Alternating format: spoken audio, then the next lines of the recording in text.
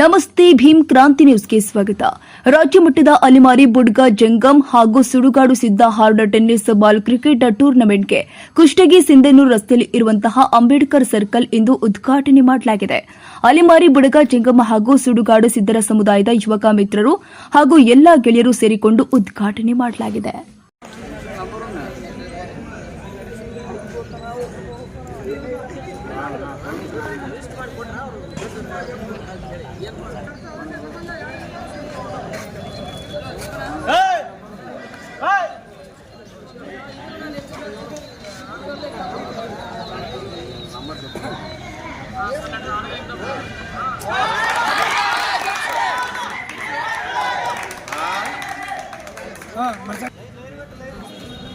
ನೋಡಿ match next ಎಂಟಾಪುರು ಅಂಚಿಯಾರಿಗೆ ಹೋಳಿದೆ ಉಳ್ದ ಅನ್ಗಲ್ಲ